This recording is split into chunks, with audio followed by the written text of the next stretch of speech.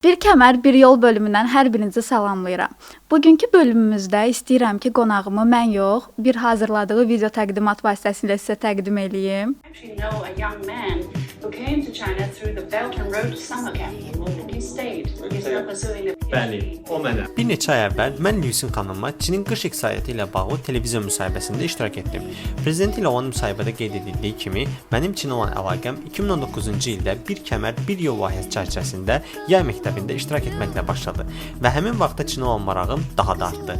Mən yenidən qayıtacağıma söz verdim və 2022-ci ildə Pekin Texnologiya İnstitutunun magistr pilləsinə qəbul oldum və 2024-cü ildə tamamlayaraq bu vədi yerinə yetirdim. İndi isə Jiangsu Universitetində doktorantura təhsilimi davam etdirirəm.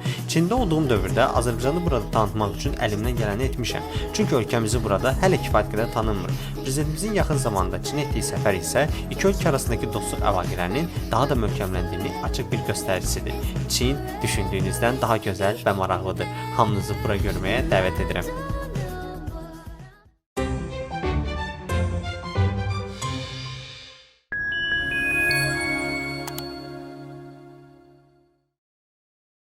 Tağı xoş gəlmisiniz. Xoş gördük.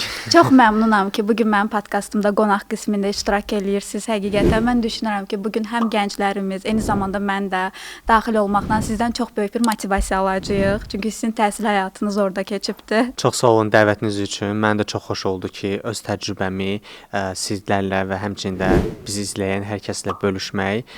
Təbii ki də mən də az bir yaşım olarkən Çinlə tanış oldum, amma daha sonra isə orada həyatımı qurub və davam etməyə başladım. Məmnunsuz. Təbii ki də. Sözsüz Çox ki məmnunsunuz. məmnunam. Sözsüz ki məmnunam. İndi biz istəyirik ki, bu məmnuniyyətin səbəblərini də bizlə Təbii ki də. bölüşəsiniz.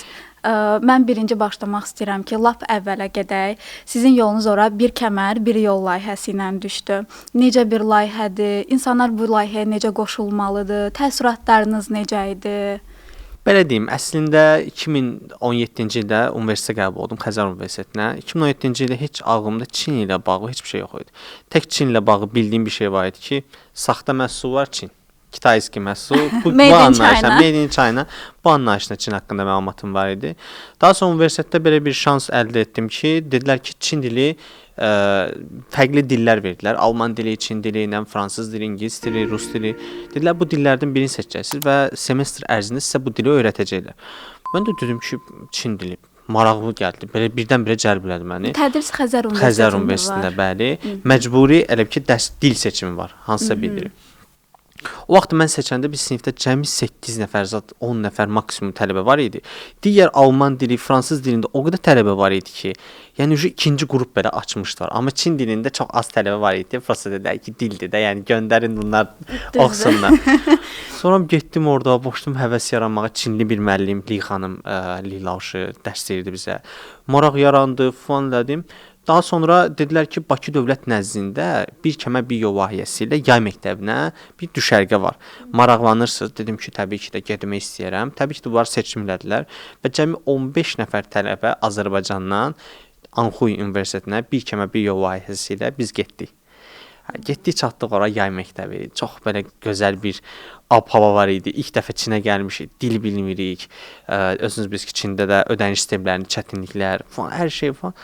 Amma orada bir şey kəşf elədim ki, yox, bu ölkədə məni cəlb edən bir fərqli bir aura var. Nəsə çəkir sizi. Nəsə çəkir məni, özümdən asılı. Və orada qayıtdım dostlarıma da dedim ki, hələ orada gedənlərin hindi belə danışanda deyirəməmiş. Dedim, yox, mən bura qayıtacağam. Magistrımı gəlib burada alacağam. Çünki öz sahəm, idarə etmə elmi üzrə, biznes üzrə burada daha çox şans var idi. Hətta daha sonra gəldim Xəzərə, oxudum və 2022-ci ildə Nə qədər müddət qaldınız o layihə? 14 gün. 14 gün gün. qaldı. Mən də o layihəsində qoşulmuşam. Səhv eləmirəmsə 2017-ci il. Sadəcə bizdə Anxuya yox, Xuca Universitetinə Xuca. getmişdik. Yadımda qalan deyirəm üstündən çox keçibdi.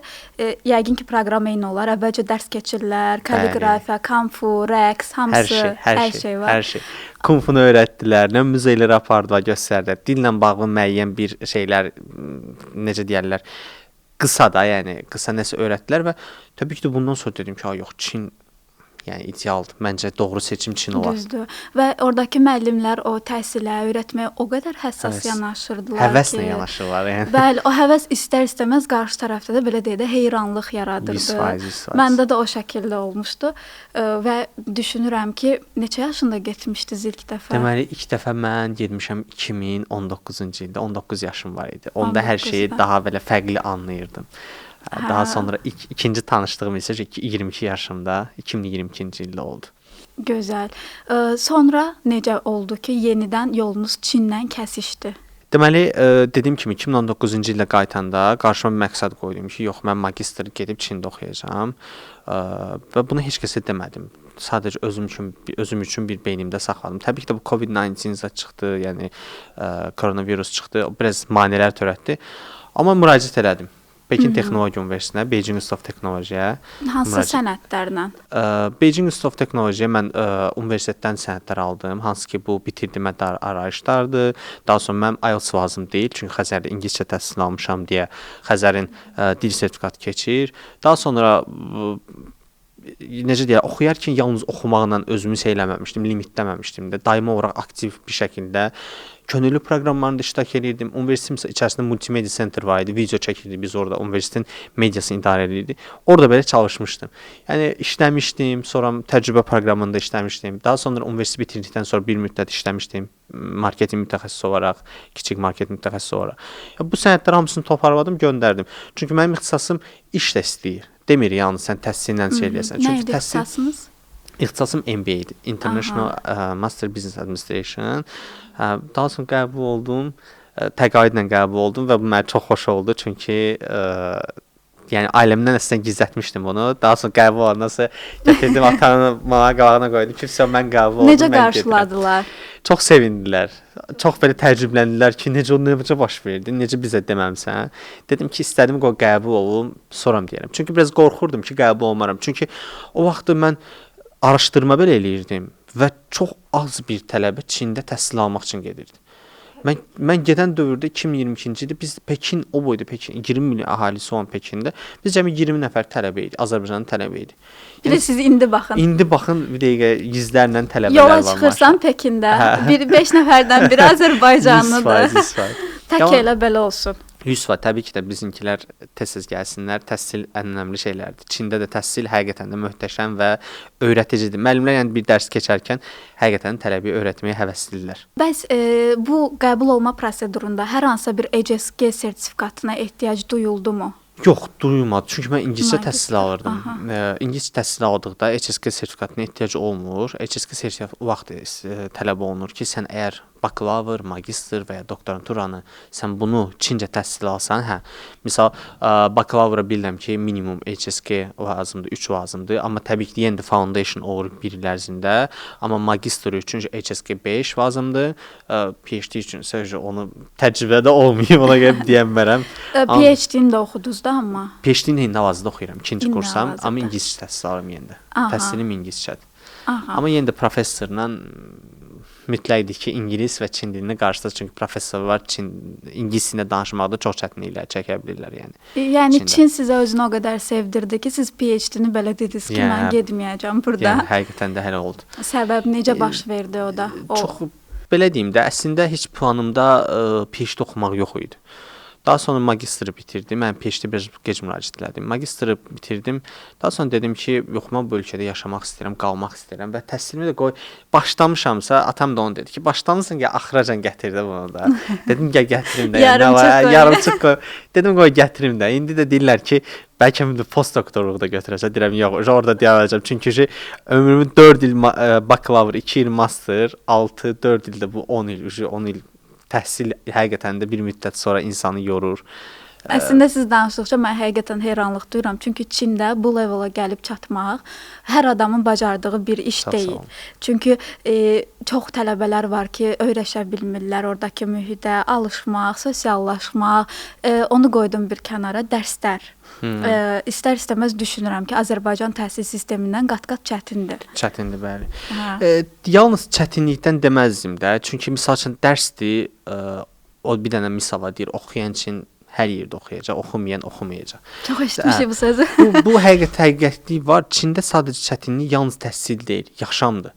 Çünki sən ora gəlirsən, insana enerji verən nədir ki, ən birincisi yemək. Aha. Sən yeməyin əgər yaxşı deyilsə, sən həyatdan zövq ala bilmirsən. Və Çində biz bu problemi yaşayırıq. Çünki Çindəki mətbəx bizim Azərbaycan mətbəxi ilə arasında çox fərqlər var. Yəni heç deyərdim ki, belə eyni oxşar bir yemək deyim var, bir dənə ciğerci var, dumpling, düyü də duzsuzdur, duz aparasan gözündə. O vaxt yadıma gəlir 2019-cu ildə yay məktəbinə gedəndə bu eşitmişdim ki, Çində duz istifadə eləmirlər, duzsuz yemirlər. Azərduzun duzunu aparmışdım orada özünə. Yeməkxanaya gedəndə cibimdə gətirib qoyurdum ki, duzlayıb düyü. Ya bu kimi. Ya Çində ən çətini yeməklərə adaptasiya olmaq və Çindəki yaşama adaptasiya olmaqdır. Bunlara əgər adaptasiya olsan, təhsil sənə o qədər də çətin gəlməyəcək. Rahat bir şəkildə oxuyacaqsan. İndi o yeməklərin arasında bir zövq aldığınız Çin yeməyi varmı? İndi çoxdur. Məsələn? Ən çox sevdiyim ərişdədir. Miyan. Yəni miyanın Miyan hər cəsini, miyan çal, hər cəsini okeyəm. Niro miyandır, nə bilim, osudur, busudur. Hamısını okeyəm. Digər mətbəxlər də var. Əslində Çonçing mətbəxini də çox bəyənirəm. Hotpotları çox bəyənirəm. Yəni cürbəcür yeməklər var. Hər dəfəsində bir yemək sınayıram ki, ağız dadıma uyğun bir yemək tapım. Çünki yemək önəmlidir mənim üçün. Təbii ki. Və düşünürsüz ki, Çinlilər əslində çox sağlam qidalanırlar. Çox. Mən bunu çox düşünürəm. Çünki niyə görə? Azərbaycanda oturub misal yemək yeyirsən. Misal Azərbaycan restoranlarımız var Pekində bildiyiniz kimi. Oturub gedirəm oraya yemək yeyirəm belə qəşəng yağlı yeməkdir. Çörəyə batırıb yeyirsən turşusu qırağında. Yenidən sonra durursan ki, ayağa ki, hələ bir ki üzərindən 3 dənə daş salar. Düzdür. Bir də oturursan Çin mətbəxində, Çinli dostlarınla özü biz ki, onlar da sifariş verəndə, yəni stolda barmaq qoymağa yer olmur. Onları da yeyirsən, ayağa qalxırsan ki, hələ bir yeməmişəm. Təbii ki də mətbəximizi çox sevirəm, amma ki bu problemlər bizə biraz yağlı yemək. Bir də ana əlindən çıxmış yağlı yeməklər. Məncə o Çindəki o sadə yeməklərdən sonra çox zövq verir Azərbaycan mətbəxi. Yəni bir müddət yeyirsən Çin mətbəxi, sonra gəlib Azərbaycan mətbəxi yerində deyirsən ki, bu nədir? Dünya var imiş ki burada. Çində tələbə həyatı. Məsəl üçün çox gəncimiz var ki, hal-hazırda mən də hazırlaşıram ki, Çinə göndərim oxusunlar. Onlara da çox maraqlıdır ki, tələbə həyatı asandır, yoxsa çətindir? Tələbə həyatı tələbənin özündən çox şey asılıdır. Yəni bu əvvəl əslən mən həmişə indi oturanda danışanda dostlara məsləhət verəndə həmişə deyirəm ki, mən sizin yaşınızda olanda, mənim yaşımda olan kimsə mənə məsləhət verəndə, mən ona deyirdim ki, bu da danışır da. Onsuz da özüm bildiyimi eləyəcəm. Amma daha sonra müəyyən bir müddət keçdikcə anlayırsan ki, o həqiqətən düz deyilmiş. Prosta sən indi cavan olduğun üçün onun düşüncəsinə biraz belə fərqli düşünürsən. Çünki yaşın azdır. Tələbə həyatı Çində dediyim kimi tələbənin özündən asılıdır. Tələbə özü necə irəliləsə, o cür gedəcək. Məsələn, çox tələbə gəlir, oxumur. Qayıb düşür, avtomatik kəsilir və bu kəsildikdə yalnız onun davamiyyətinə təsir eləmir. Oradakı bütün Azərbaycanın davamiyyətinə təsir göstərir. Yəni bütün Azərbaycanlılara gəlir ki, Azərbaycanlılar tənbəldirlər, oxumurlar. Elə bir belə deyək də düşüncə yaranır. Düşüncə yaranır avtomatik olaraq müəllimlərdə ki, yəni 3-4 dənə tələbənin Azərbaycan tələbənin problem yaratması necə deyirlər, bütün tələbələrə təsir göstərir. International office çünki beynəlxalq ofis bir dənədir. Və beynəlxalq ofis görür ki, Azərbaycan tələbə gəlir, problem yaradır. Yəni bizim tələbələr adımız pisə çıxır adımız belə deyim. Tələbələr xahiş edirəm adımızı qoruyun. Yəni onu qorumaq lazımdır. Çünki məsələn tələbə həyatını onu bağlamaq istəyirəm. Yəni tələbə həyatı nədir? Gəldin, dərs oxudun, yeməyi yedin, dostlarınla tanış oldun, xarici şeylərlə, getdin, gəzdin şəhəri, gəldin. Yəni budur tələbəlik. Məncə tələbə həyatı Çində çox maraqlıdır. Çünki kampus yaratır və kampus ərazisində çoxlu idman növləri var. Çünki Çinlilər həqiqətən də idman etməyi sevir. Tennis kortları var, voleybol var, futbol var. Və o stadionlar bir gün boş qalmır. Bir dəqiqə boş qalmır. Deyərdim, axşam gecəyə kimi işləyir yəni. Yataqxana var, bağlanandan sonra belə sakitləşir. Yəni ona görə tələbə həyatını sırf gedib belə çox əyləncə axtarmasın. Sırf belə necə həzz alsınlar. Həzz alsınlar tələbəliyinə. Çünki bu illər həqiqətən qayıtmır. Janrlayırsan. Məsələn mən deyirəm ki, mən doktoranta mənə deyirlər sən tələbə deyilsən. Sən tələbə sayılmırsan. Universitetdə mən tələbə adına baxmırlar. Ya, bu Professorlarla aranızda kontakt necədir? Yəni münasibət, belə deyim, çox kömək, dəstəkçidirlərmi? Dil tapa bilirsinizmi? Hə, biraz o çətindir. Biraz professor var, tələbələri daha çox incitirlər. Məsəl mən Nə indi baxımdan? supervisorluq baxımından deyəcəm. Yəni belə dediyim də, məsəl sənin bir sualın o anda sənə cavab verir, amma sənə elə çətin bir variantda cavab verir ki, sən onu başa düşməyin, bir uzun çəkir.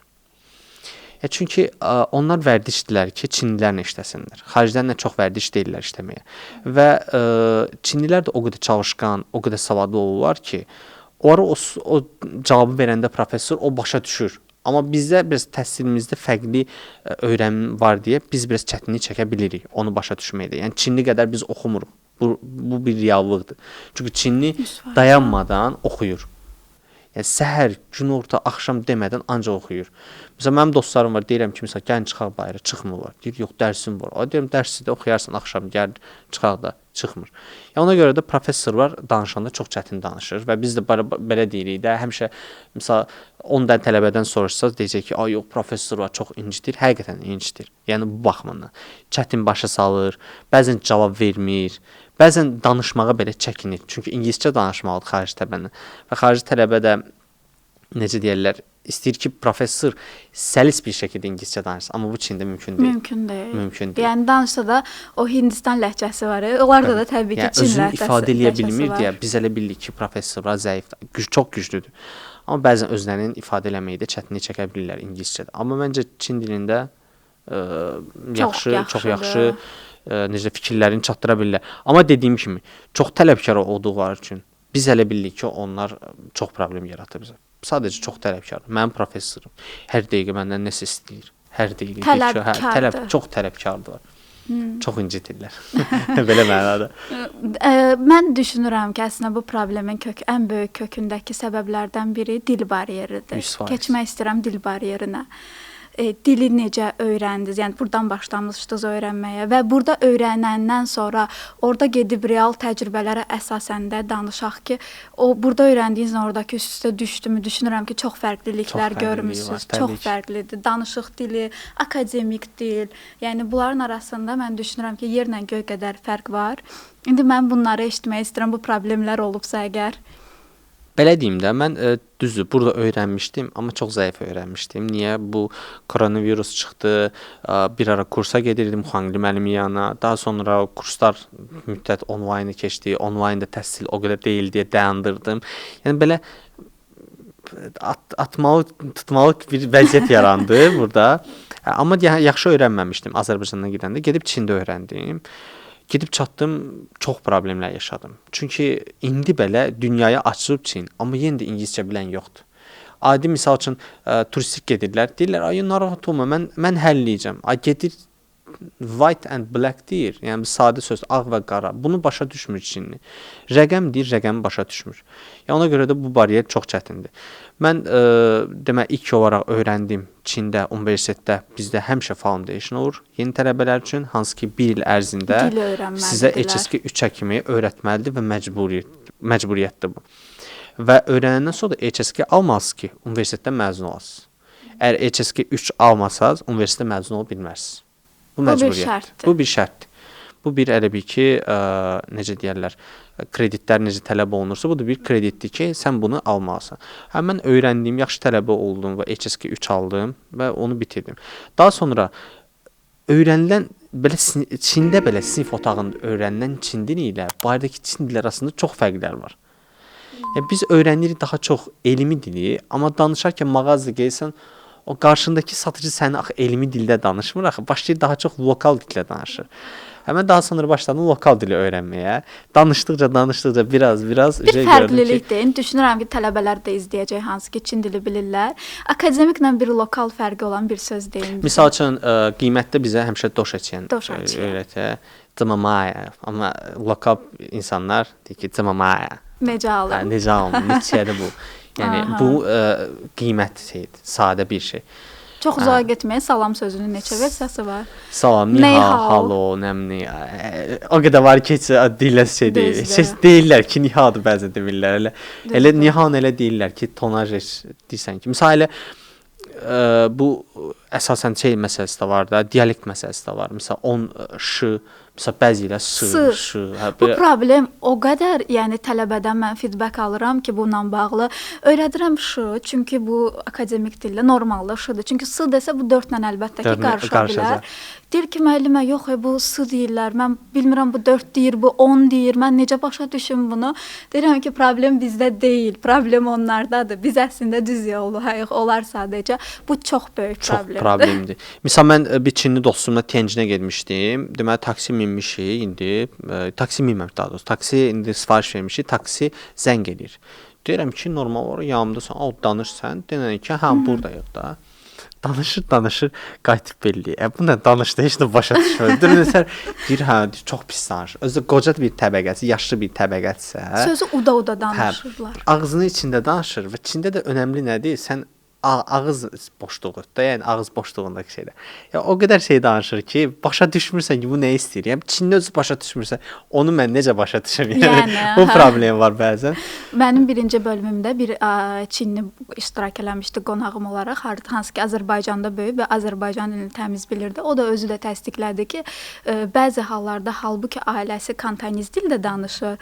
Deyir ki, mən o Kantonizi belə başa düşə bilmirəm bəzi hallarda. Kanton, bir də mandarin. Mandarin, özü mandarin danışır. Deyir ki, nənə, baba Kantoniz danışır və biz istər-istəməz dil baryerini Çinli ailədə belə hiss eləyirik və o problemi yaşayırıq. Bəli. Amma mən sizin sosial medianızdakı araşdırmalarımdan sonra gördüm ki, siz bu dil baryerini çox gözəl formada dəf eləmisiniz. Necə? Sizin çıxışınız olubdu universitetdə müəllimlərin və tələbələrin qarşısında. O qədər gözəl tonlarınız var idi. O qədər gözəl səlis danışmışdınız ki, baxmışdım. Mən bir müəllim olaraq deyirəm bunu. Mən indi istəyirəm ki, siz oradakı təəssüratlarınızı bizlə bölüşəsiniz ki, o boyda auditoriyanın qarşısında Çin dilində çıxış eləmək necə bir hissdir? Deməli, getmişdim ofisə bir sənəd götürməyə. O sənədi götürəndən sonra bir müəllimim var. Çox belə sevdiyim bir müəllimdir. Miss Mu, mənim class teacherim sayılır. Buradan salamlayırıq, baxmasa da. Buradan salamlayırıq, baxmasa belə. O məni çox istəyir və həmişə irəli çəkir məni. Nəsə bir aktivite olanda mənə deyir ki, Tağı gəl iştirak et, Tağı gəl iştirak et. Getmişdim o yanı sənəd götürməyə, çıxdım. Bir də gördüm arxamca qaça-qaça gəlir ki, Tağı mənə universitetin rektor dekanı zəng eləyib, International Office-in dekanı zəng eləyib ki, Tağını bu dəfəki açılışda nitq desin. Dedim, müəllim, siz bilirsiniz ki, mənim Çin dilim nitq deyəcək səviyyədə deyil. Bunu özünüz bilirsiniz. Mən daha çox lokal dillə danışıram. Okey, lokal dildə qoysa, nitqdə, yəni liderlər hamısı əyləşib, o boyda universitetdir, 4 hektar ərazisi var, bütün nə bilim belə, yəni tanınmış bir universitetdir. Liderlər oturub, mən onların qarşısında necə Çincə danışa bilərəm? Çinli tələbələr də var orada. Həyəcan gəlir. Həyəcan danışa bilmərəm də, yəni normal olaraq biri var ki, 700-800 nəfər qabağında oturub, sən onların qarşısında danışırsan. Avtomatik olaraq mənə heyecan gəlir. Dedi, yox, sən başaracaqsan. Dedim ki, mənə bir gün vaxt verin, mən baxacam birinci mətnə. Mətni yazım, baxım, əgər həqiqətən də danışa bilsəm, oxuya bilsəm, oxuyacam. Mən yəni o mətni oxumaqda problem yaranmırdı. Əsas heyecan məsələsi var. Çünki oxuduqca qarşı qaldırırsa başlayır ki, hamı sənə baxır, qıraqdan professorlar oturub, mənim öz supervisorum da oturub, Çinli tələbələr, çox böyük bir auditoriyadır da. Hə, dedim, baxacam mən. Dedi, bax.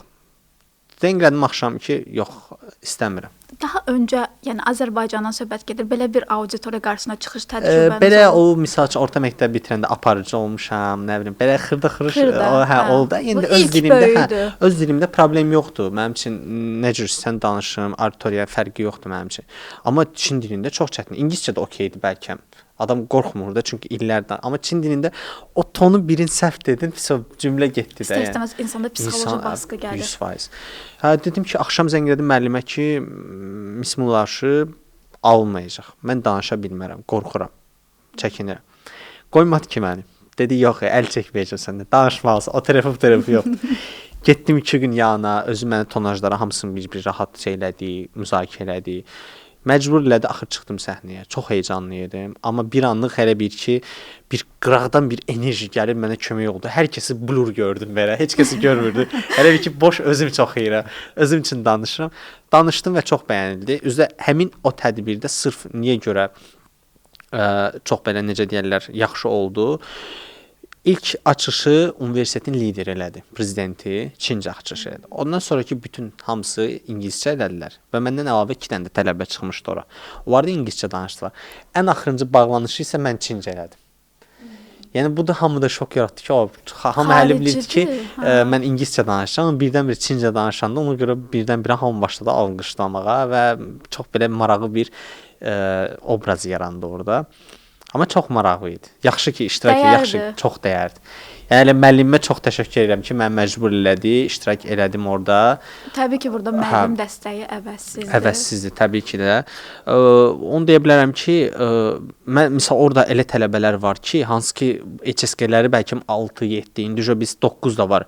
Yəni məndən daha yüksək tələbələr var idi orada. Onları mənim seçməklərində tək səbəb o idi ki, mən yalnız tələbə olmadım orada. Mən həm də orada aktiv oldum. Bütün proqramlarda iştirak elədim. Özümüz ki, müsahibə belə vermişəm Çin mediasına. Yəni bunlar hamısı mənim öz uğurlarım idi və universitet bu uğurlarımı gördü, dedi ki, yox, sən çıxış eləməlisən hələ. Yəni ona görə mən tələbələrə səslənirəm ki, universiteti yalnız oxumaqla kifayətlənməsinlər, nəsə bir uğur qazanmaq, həmişə addım atsınlar, nəsə eləsinlər. Yəni universitetdə o qədər tədbirlər olur ki, yəni qatılsınlar. Bəlkə o tədbirlərin birində siz elə bir kəşf olunacaqsınız ki, mütləq dərəcədə. Mütləq.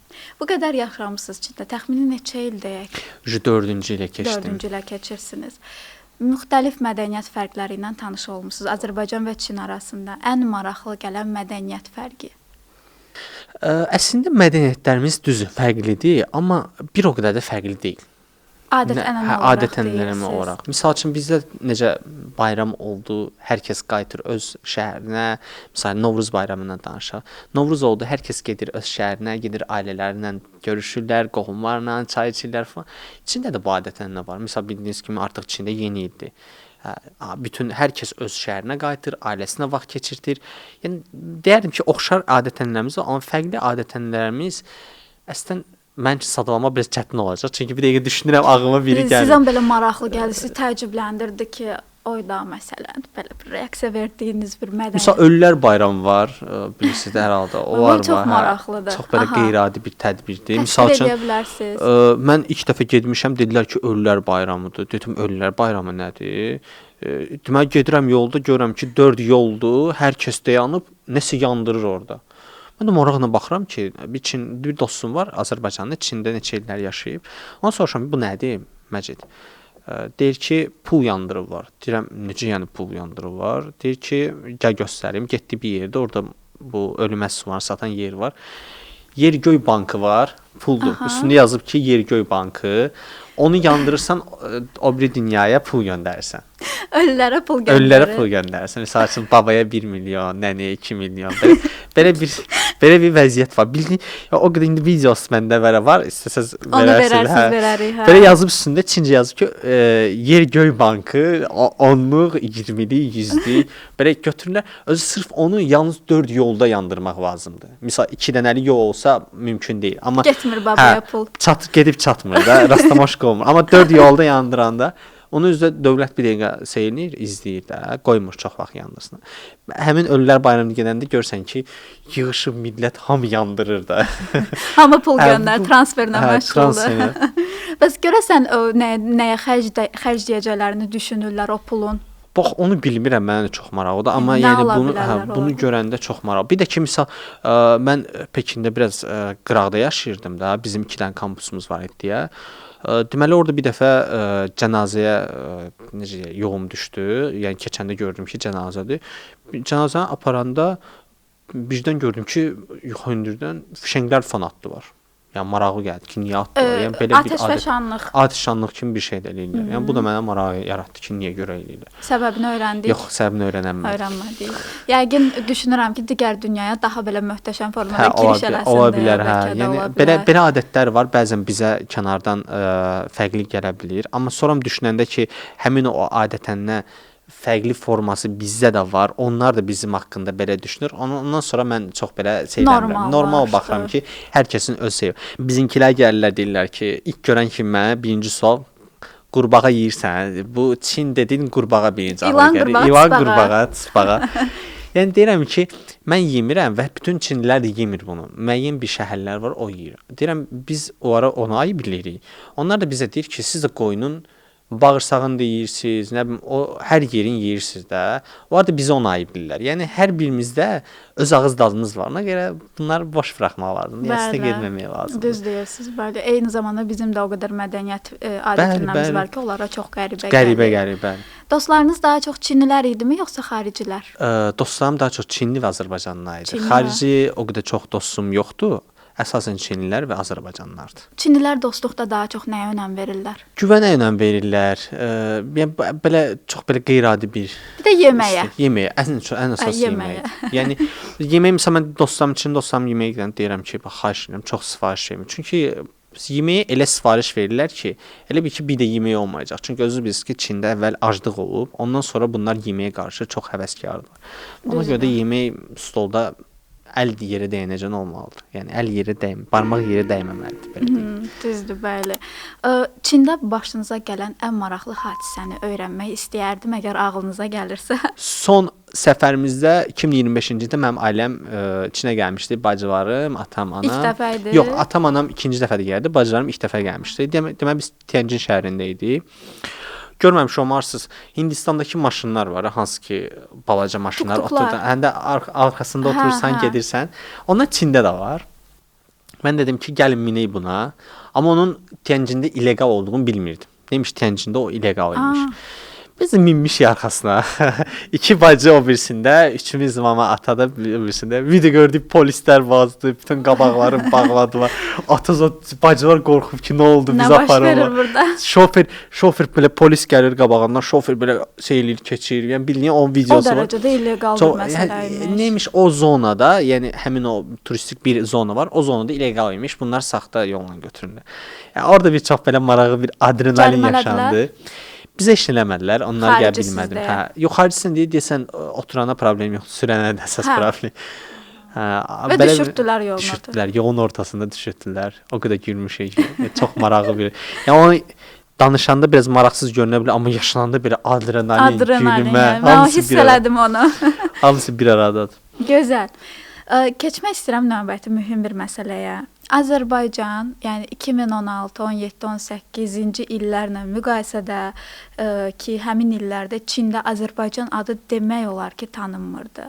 Və bu günlərim təbii ki, o 1 milyard əhali nəzərdə tutmuram, amma o 100%-in ən azından bir 10%-i bu dəqiqə Azərbaycanın tanıyır adını, təsəvvür yaranır və düşünürəm ki, bu yolda təbii ki, siyasəti bir kənara qoyaq, biz gənclərin, tələbələrin, orada yaşayan xalqın, Azərbaycan xalqının da çox mühüm bir rolu var. Və mən sizin də belə deyək, o addımlarınızı gördüm, yenə sosial media hesabınızda. Siz orada bayramlarda Azərbaycanın tanıtımı amaclı tədbirlər təşkil edirsiniz, şirniyyatlar olur, səhv eləmirəmsə.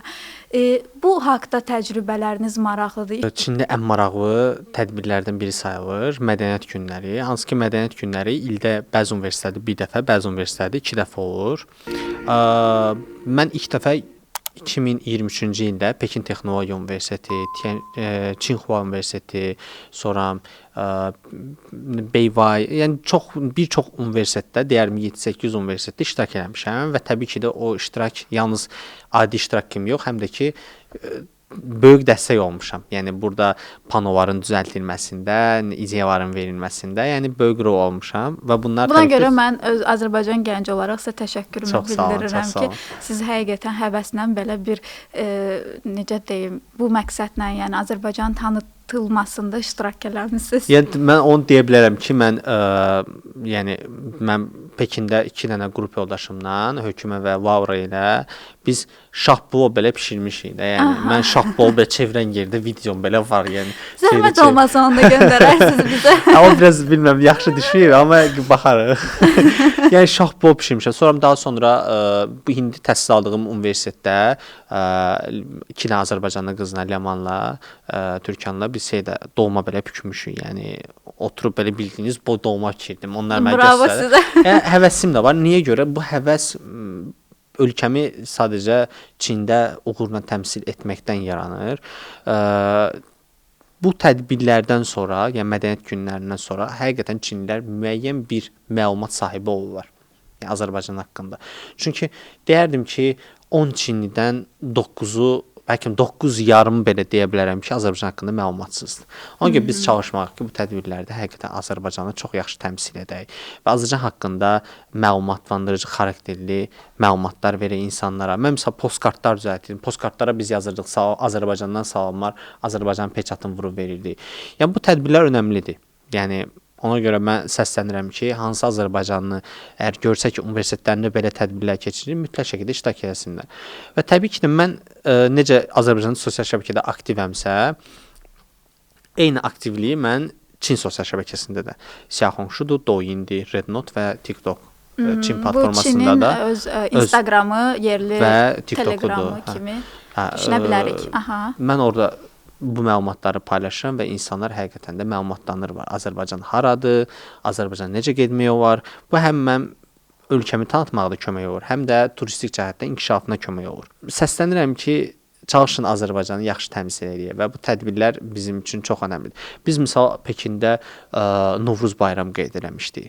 Bəlkə bilərsiniz, Azərbaycanlılar və Akşin müəllim qrup var, Azərbaycanlıların qrupu Şanxayda da, Pekində də, bəli. Deməli, Çində təhsil alan çinlilər var, hansı ki, bunlar Azərbaycan dili öyrənirlər və təbii ki də onlara müəllimi də Akşin müəllimdir.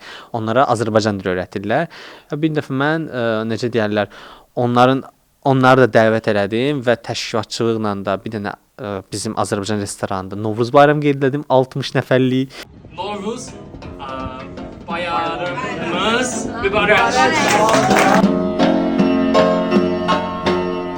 Qoy mən yenə söhbət açım ilk baharımdan, nəğməm ilə bir də keçim öz diyarımdan. Bol bəhrəl Muğan düzü, Mil düzü, Şirvan düzü, gəl şən Azərbaycan. Tər güllər şəfalıdır, göy göllə səfalıdır, hər yanı gülşən Azərbaycan.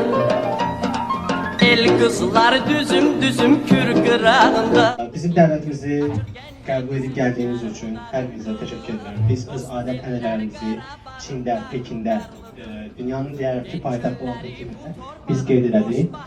Novruz bayramınız mübarək. Əməlli bir Novruz bayramı. Pekində ilk dəfə də elə bir Düşünürəm ki, Novruz çox oldu. maraqlı Çox maraqlı keçir. olmuşdu. Onun səhifədə videosu var. Və yerli ab-havası. Yerli ab-hava və Çinlilərə biz öz mədəniyyətimizi göstərdik. Çünki onlar ilk dəfədir yaşayırdılar. İndi hal-hazırda onlar düz Azərbaycandadırlar. Bəziləri Bakı dövlətdə, bəziləri də Xəzər Universitetində.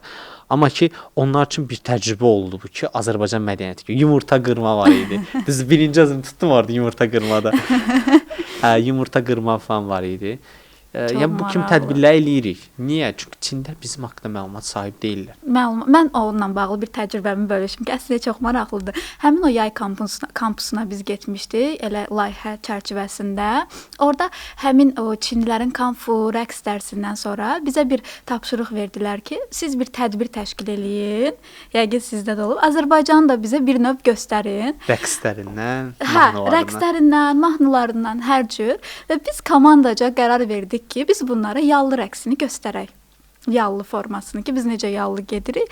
Deməli, tədbirin sonuna doğru yallının mahnısını qoyduq, əl-ələ tutduq, başladıq yallı getməyə və siz o an Çinlilərin o reaksiyasını görərsiniz. Onlar necə qəribə baxırdılar. Yəni o şok olduqları həqiqətən üzlərindən məlum idi ki, belə nə baş verir kimi baxırlar. Çünki niyə Çin rəqsləri çox incə, sakit rəqslərdir deyə və biz yallıda istər-istəməz kobud oynayırıq və hərə ayağını bir tərəfə atır istər-istəməz və çox belə qəribə. Biz də bir günün içində necə hazırlaşaq ona tam olaraq. Hə də olsun, yallını hər kəs oynaya bilir. Azərbaycan çox adam. Və Çinlidən soruşanda ki, təəssüratlarınız necə idi? Orada bir Çinlilər var ki, biz də dostluq münasibəti qurmuşduq.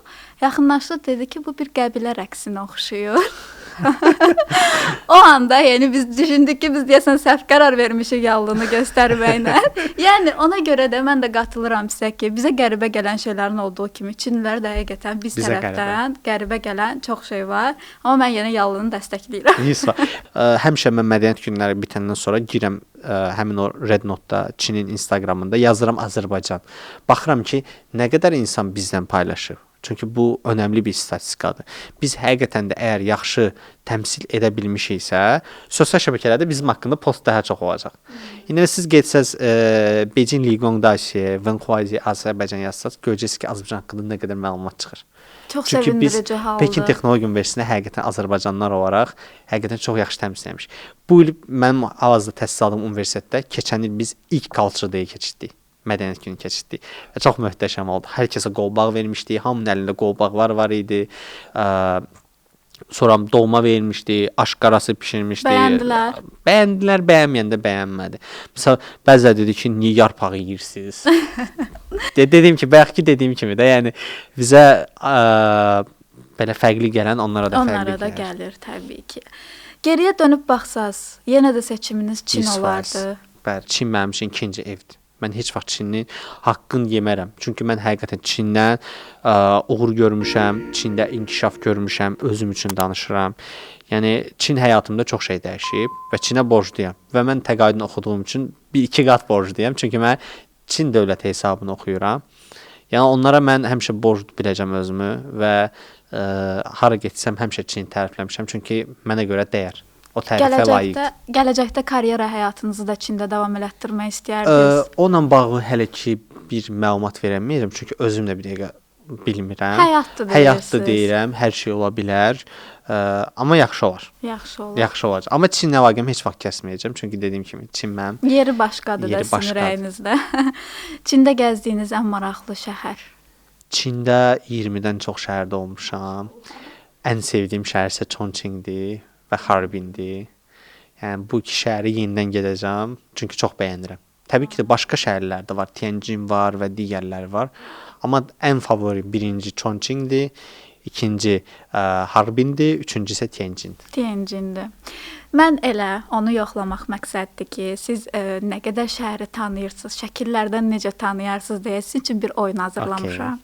Sizə təbii ki ekrana gələcəkdir şəhər şəkilləri və siz o şəhərləri belə deyək də təxmin eləməlisiniz ki, təkcə şəhər deməyim, bəzi turistik zonalar da var ki, orada şəkillər gələcək və siz onun adını görək düzgün deyə biləcəksiniz, neçəsini düzgün tapacaqsınız. Başlayaq birinci şəkillə. Təbii ki də birinci necə şəkildəki Chongqingdir. Asandan başlamışdı. Bəli, mən burada olmuşam və çox gözəldir. Həqiqətən də göründüyü qədər gözəldir. Gözəldir. Next. İkincisi bura Chengdudur. Bu binalar ən sevdiyim binalardır. Pandalar şəhəri. Pandalar şəhəri. Bu bina, yəni mən bu vaxtacan olduğum bütün ölkələr, bütün şəhərlərkən gözəl bina deyə bilərəm. Çünki LED işıqlar elə qurulub ki, yəni çox gözəl. Düzdür, gecə görüntüsünü vermədim mən bura. Pandalarla da yəqin gedib. Hər şey var. Hər şey var. Hər şeylə var. Keçdik. Bura Guangzhoudur. Təbii ki də Guangzhou Tower-dan tanıdım buranı. Tanımamaq olmaz, çünki Çinin ən uzun göqdələni sayılır. Göqdələni sayılır. Guangzhou-nu da bildik. Təbii ki də buranı bilməmək olmaz. Bura Yuqardandır özdə. Yuqarı. Hələ mən Pearl Tower-ı gizlətməyə çalışmışam. Belə uzaqdan bir görüntü götürmüşəm ki. Yuqardanı mən çox bəyəndiyim. Xüsusən də yeni ildə Yuqardan çox gözəl olur. Çünki buralarda necə deyirlər, fərqli belə attraksiyonlar falan düzəldilir. Düzdür, çox gözəldir. Çox maraqlı olur. Bura Şanxaydır. Şanxaydır. Gəlizləşdi. Biraz gəlizləşdi. Bacarmışam. Deməli, bu da məşhur bir tikilidir əslində, bir şəhərdə. Yəni bir çox turistin önündə şəklini gördüm. Düzdür, mən daha belə başqa yerdən şəkil qoya bilərdim. Dedim, bəsdir də, tapdınız nə qədər. Bura yox, bura bəlkə bir kömək eləyəsiz, ortadır, yuxarıdır. Şanxaya çox yaxın məsafədə yerləşir.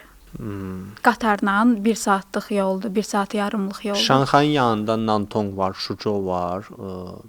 Nantong deyərəm. H-la başlayır. H-la, Hangzhou-da. Hangzhou. Bir point mənə gəldi. Bir point sizə. Keçdik. Burada bir saniyə. Biraz yaxınlaşdırım baxım.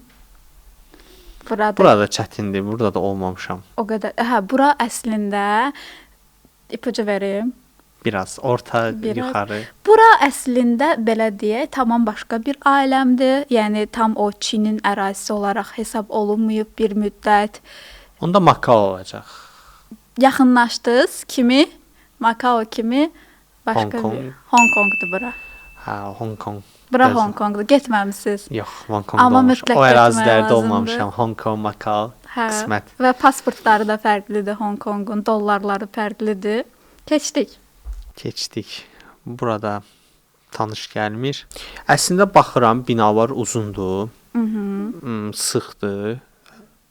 Şənzən ola bilər. Düz tapdınız. Şəncəndir. Orada da olmamışam. Ona görə biraz çətinlik çəkirəm. Olduğum şəhərlər mənim üçün problem yox. Çünki həqiqətən də yadda saxlayıram onları. Şəncənə də Kiber City deyirlər. O qədər Kiber gözəl, City, hə, işıqlı, digital. Çox gözəl. Next. Hə, bura məşhur şəhərdir, amma adını bilmirəm. Amma görmüsüz Amma 100% videolarda. görmüşəm. Cangjanji ola bilər. Yaxınlaşdınız, amma özünün bir xüsusi adı var deyə. Keçək mən sizə deyim, bura Frank Asian Town Hə, gedir. oranı Frank, bilmirəm. Bəli. Görmüşəm bura internetdə məşhurdur, amma belə adların Getməmisiniz də. Hə. Getdiyim bütün şəhərlər okey. Necə hansı var, hansı küçəsindən qoysan Qoysa taparam. biləcəksiniz. Aha. Hə, təbii ki də bu Avatar dağları, bunu hər kəs Avatar bilir. dağları, Cangjanji, Canciaciyə. Bəli. Harbin. Harbin. Sözsüz. Harbinə gəlmişkən Harbin həqiqətən də göründüyü kimi belə Buzlar Krallığı, o Frozen şey var, Disney kinosu. Yəni həqiqətən elə bir vibe var oranın. Belə deyim də göründüyündən daha gözəldir. Hətta Yəni Düzü, o qədər şəkillər möhtəşəmdir o qədər çox ki, tapa bilmədim. Yəni eyni tikilləri gördüm. Yəni siz real olmusunuz da orada. Harbin mən ilk dəfə mən heç Harbin haqqında məlumat sahibi deyildim. Çinli dostlarım mənə məlumat verdi və dedilər ki, biz gedirik, istəyirsən sən də bizə qoşul. Mən o səfərimdə Harbin, Çangbayshan və Yanji şəhərinə getdim. Yanji də bilirsiniz ki, Koreya ilə düz sərhəddə yerləşir. Şimali Koreya ilə. Oradan düzə baxanda Şimali Koreyanın sərhədini görünür. Yəni görə bilirsiniz. Nə maraqlı. Hə, ora getmişdik. Harbinə ən sonunda getdim və o qədər bəyəndim ki, mən dedim bir də gələcəm bura. Amma çox soyuqdur. Çox soyuqdur. Çox soyuqdur. Elə soyuqdur ki, telefon belə özü bildirim verir ki, mən Soyuğa dondum. dözə bilmirəm. Mən dondum, məni qızdır. Yəni bu kimi, amma çox gözəldir. Gedib görməyə dəyiləsi bir Gediləcək şəhər. 100%. şeylə listə qoymaq Dedim ki, mənim lazımdır. Çində ikinci ən sevdiyim şəhərdir. Amma Harbin yalnız yanvar və dekabr ayının sonu gediləsi yerdir. Yəni Gözəl. ondan sonra getməyin mənası yoxdur, çünki heç bir şey yoxdur. Bunda not aldıq. Hə. Fevral, dekabr. Dekabrın sonu, çünki dekabrın 20-sindən sonra artıq şəhər hazır olunur.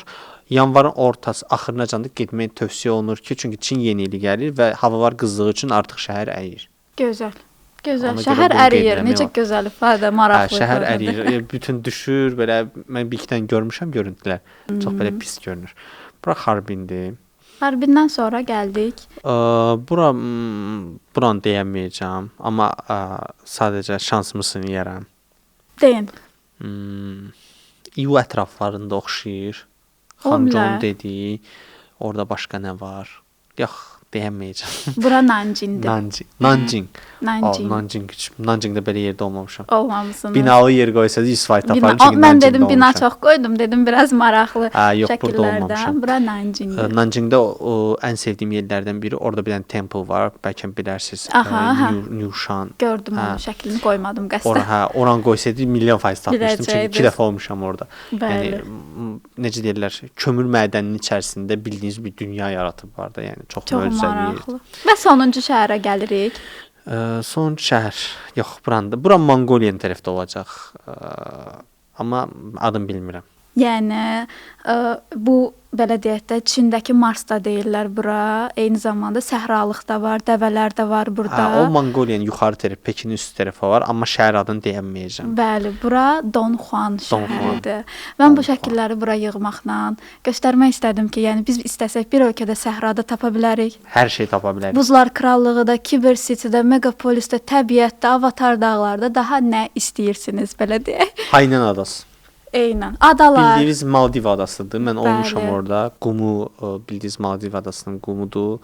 Yəni möhtəşəm bir adadır, Hainan adası. Yəni çox tövsiyə edirəm orada. Bəli. Yəni Çin məsəl Çində məsəl 10 nəfərdən 5-indən soruşsan deyəcək ki, mən ölkə xaricinə çıxmamışam. Çünki adamlar ölkə xaricinə çıxmağa ehtiyac duymur. Fransa istəyir, fake Fransa var. Ki Paris qülləsinə kimi. Qülləsinə kimi. İtaliya istəyir, Tianjin İtaliya şəhəridir. Hər şey hər yaradıblar. şey italyanski, mətbəxi belə, yəni İtalyan mətbəxidir. Yəni İtalyanlar işləyir. Yəni dincəlməyə ada istəyir, Hainan adası. Buz şəhəri istəyir, qalx yuxarı Harbin. Bina görmək istəyirsən get Chongqinga, Şanxaya. Hər şey tapmaq Hər şey var. olar. Hər şey tapmaq mümkündür. Bəli. Ona görə Həqiqətən də də. gənclərimizi eyni zamanda təhsillə bərabər səyahətə də səsləyirik. Mütləq. Çox gözəl, maraqlı, dinamik bir söhbətimiz keçdi. O qədər sizdən maraqlı informasiyalar aldım və onu da deyim ki, mənim üçün həqiqətən qürur verici bir hissdir ki, Çox sağ sizin olun, kimi çox bir sağ olun. uğurlu gənclə çox maraqlı, keyfiyyətli bir saat keçirtdim, maraqlı söhbət elədim. Sağ olun. Və mən son olaraq mən istəyirəm ki, siz bizim tələbələrə, gənclərə məsləhət tövsiyə verəsiniz, hansı ki Çini görmək, tanımaq istəyirlər və oxumaq istəyirlər. Onlara mesajınız nə olardı? Onlara mesajım o var ki, əvvəl düz Çinə gəlmək daha rahat idi. İndikinə baxdıqda, indi biraz daha çətindir, amma bu çətinlik əngəl deyil. Təbii ki də mən gələndə çox tələbə yox idi, amma ki yenə də əngəl var idi. Çünki gələn yox idi deyə biz bilmirdik ki, təcrübə necə olur, orada necə təhsil almaq lazımdır, orada necə. Yəni sadəcə möhkəm olsunlar, oxusunlar. Əsasən onu unutmasınlar ki, artıq qəbul olan tələbələr ki, orada yalnız özlərini təmsil etmirlər. Orada tağı dedikdə tağı yadda qalmır.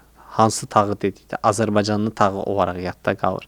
Yəni orada oxuyarkən ölkəmizi həmişə ucalarda tutsunlar ki, bizdən sonra gələn tələbələrə həqiqətən də universitet hörmət eləsin. Mən adi bir nümunə çəkəcəm buna bağlı. İndi təhsil aldığım universitetdə mən gələndə bir dənə tələbə var idi. Bir dənə tələbə təhsil alırdı. Daha sonra 4 tələbə olduq, amma bu ildən 10 tələbə olduq.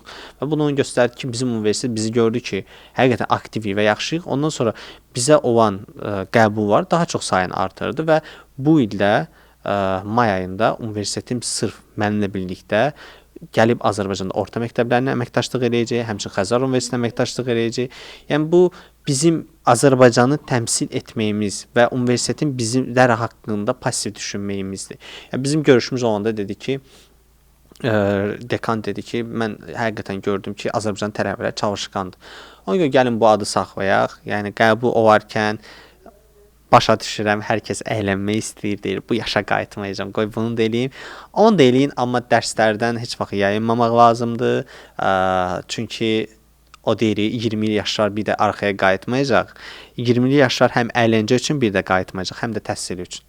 Var ikisi üçün də heç vaxt qayıtmayacaq. Ona görə hər şeyi öz vaxtında eləmək lazımdır.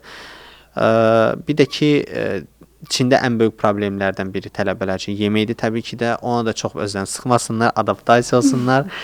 Azər çayınızı, Azər çay da var, hamısı Azər çay duzunuzu. problemi. Çay problemi, çay nə qədər dünya çayı oradan gedir. Yəni mənim əsas bu var. Möhkəm olsunlar. Deməsinlər ki, misal üçün o elədi, mən eləyə bilmədim. Hər kəs eləyə bilər. Mən heç kəsdən fərqli deyiləm. Mən fərqli doğulmamışam, fərqli xüsusiyyətlərim yoxdur. Sadəcə çalışmışam, güvənmişəm özümə. Onlar da özlərinə güvənsinlər, çalışsınlar.